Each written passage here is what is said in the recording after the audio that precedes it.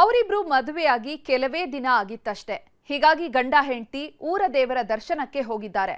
ಇದನ್ನ ನೋಡಿದ ಗ್ರಾಮಸ್ಥನೊಬ್ಬ ತನ್ನ ಮೈ ಮೇಲೆ ದೇವರು ಬಂದಂತೆ ನಾಟಕ ಆಡಿ ದೇಗುಲದಿಂದ ಹೊರ ಹಾಕಿದ್ದಾನೆ.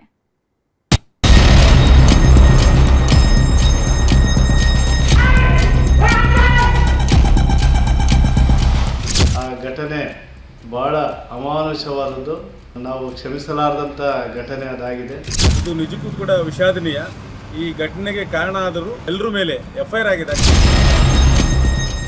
ಅಲೆಲೆಲೆಲೆಲೆಲೆಲೆ, ಈತನ ಪರ್ಫಾರ್ಮೆನ್ಸ್ಗೆ ಆಸ್ಕರ್ ಕೊಟ್ರು ಕಮ್ಮಿನೇ ಬಿಡಿ.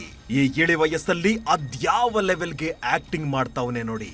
ದೇವರ ಮುಂದೆ ನಿಂತ್ಕೊಂಡು ದೇವ್ರೇ ಒಂದು ಕ್ಷಣ ದಂಗಾಗಿ ಹೋಗ್ಬೇಕು, ಆ ಲೆವೆಲ್ಗೆ ಹಸಿ ಹಸಿ ನಾಟಕ ಮಾಡ್ತಿದ್ದಾನೆ. ಹೊಸದಾಗಿ ಮದ್ವೆಯಾಗಿದ್ದ ದಲಿತ ದಂಪತಿ ದೇವಸ್ಥಾನಕ್ಕೆ ಬಂದ್ರು ಅಂತ ಅದ್ಯಾವ ರೇಂಜ್ಗೆ ದೇವರ ಹೆಸರಲ್ಲಿ ಕಳ್ಳಾಟ ಆಡ್ತಿದ್ದಾನೆ ನೋಡಿ. ನಾನೇ ಭಗವಂತ, ನಾನೇ ಸರ್ವಶ್ರೇಷ್ಠ ಅಂತ ಒಂಟಿ ಕಾಲಲ್ಲಿ ಕುರುಕ್ಷೇತ್ರ ಆಡ್ತಿದ್ದಾನೆ. ದೇವರು ಮೈ ಮೇಲೆ ಬಂದಂತೆ ರೋಷಾವೇಶ ತೋರಿ ದೇವರ ದರ್ಶನಕ್ಕೆ ಬಂದವರನ್ನ ಜಾತಿ ಹೆಸರಲ್ಲಿ ಹೊರ ಹಾಕಿದ್ದಾನೆ.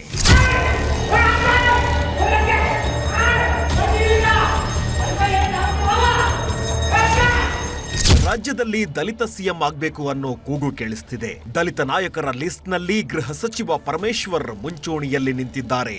ಆದ್ರೆ ಇವರ ಕ್ಷೇತ್ರದಲ್ಲೇ ಜಾತಿ ವ್ಯವಸ್ಥೆಯ ಕ್ರೂರತೆ ತಾಂಡವವಾಡ್ತಿದೆ.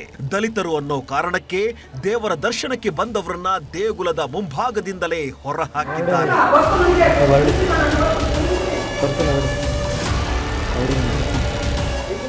ಇದು ತುರುವೇಕೆರೆ ತಾಲೂಕಿನ ಗೋಣಿ ತುಮಕೂರು ಗ್ರಾಮದ ಅರಸಮ್ಮ ದೇಗುಲ. ಇದೇ ಊರಿನ ಜಗದೀಶ್ ಅನ್ನೋ ಯುವಕ ಕೆಲ ದಿನಗಳ ಹಿಂದಷ್ಟೇ ಮದುವೆಯಾಗಿದ್ರು. ಹೀಗಾಗಿ ನವ ದಂಪತಿಗಳು ದೇವರ ದರ್ಶನಕ್ಕೆ ಬಂದಿದ್ದಾರೆ. ಇದನ್ನ ನೋಡಿದ ಈ ನಾರಾಯಣಪ್ಪ ರೌದ್ರ ತಾಂಡವ ಶುರು ಮಾಡಿದ್ದಾನೆ. ತನ್ನ ಮೇಲೆ ದೇವರು ಬಂದಂತೆ ನಾಟಕ ಶುರು ಮಾಡಿದವ, ದಲಿತರಿಗೆ ಈ ದೇವಸ್ಥಾನದಲ್ಲಿ ಪ್ರವೇಶವಿಲ್ಲ, ನೀವು ಬಂದಿದ್ದಕ್ಕೆ ಇಡೀ ದೇವಸ್ಥಾನವನ್ನೇ ಶುದ್ಧೀಕರಣ ಮಾಡಿಸಬೇಕು, ಇದು ನನ್ನ ಸ್ಥಾನ, ಇಲ್ಲಿಂದ ನಡಿಯಾಚೆಗೆ ಅಂತ ಗಂಡ ಹೆಂಡತಿಯನ್ನ ಗದರಿಸಿ ಹೊರ ಕಳಿಸಿದ್ದಾನೆ. ಯಾವಾಗ ನವ ದಂಪತಿ ಹೊರ ಹೋದ್ರೋ ಅಲ್ಲಿದ್ದ ಜನ ನಾರಾಯಣಪ್ಪನ ಡ್ರಾಮಾ ಸಖತ್ತಾಗಿತ್ತು ಬಿಡಿ ಅಂತ ಕಿಚಾಯಿಸಿ ನಕ್ಕಿದ್ದಾರೆ. ಯಾವಾಗ ಈ ವಿಡಿಯೋ ವೈರಲ್ ಆಯ್ತೋ ತೀವ್ರ ಆಕ್ರೋಶ ವ್ಯಕ್ತವಾಗ್ತಿದೆ.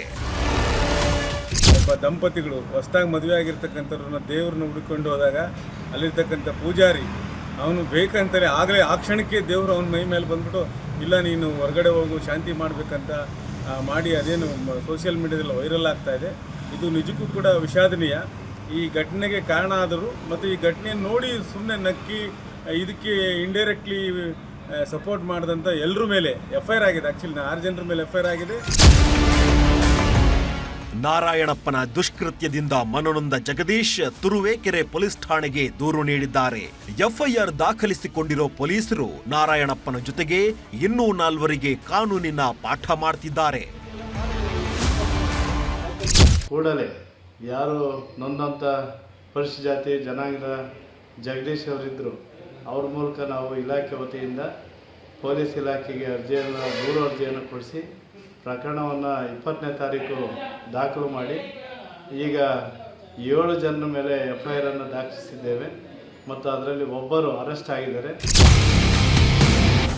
ಒಟ್ನಲ್ಲಿ ಭಗವಂತ ಅನ್ನಿಸಿಕೊಂಡವ ಸರ್ವಶ್ರೇಷ್ಠ. ಆದ್ರೆ ಆ ಭಗವಂತನಿಗೆ ಜಾತಿ ಬಣ್ಣ ಕಟ್ಟಿ ಅಟ್ಟಹಾಸ ಮೆರೆಯುತ್ತಿದ್ದಾರೆ. ದೇಶ ಎಷ್ಟೇ ಬದಲಾದ್ರೂ ಈ ಜಾತಿ ವ್ಯವಸ್ಥೆಯ ಕ್ರೂರತೆ ಮಾತ್ರ ಬದಲಾಗಲ್ಲ ಬಿಡಿ. ವಿಠಲ್, ನ್ಯೂಸ್ 18 ತುಮಕೂರು.